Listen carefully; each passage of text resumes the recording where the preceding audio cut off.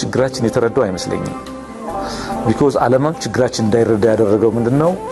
ዓለም አቀፍ ቅርጽና ይዘት ያላቸው ግን ደግሞ በይዘታቸው ፍጹም የተበላሹ ተቋሞች ኢትዮጵያ ውስጥ ተፈጥረዋል።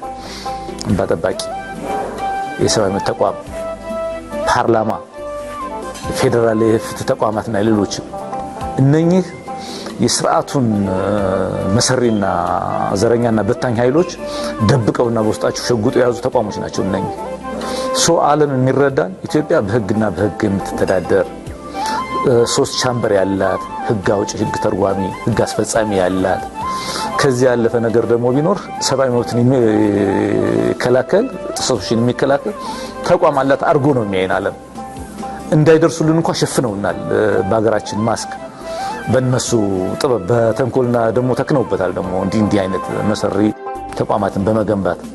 ስለዚህ ዓለም እንኳን እንዳያግዝ እንዳይተባበር በእነኚህ ተቋሞች ተሸፍነናል።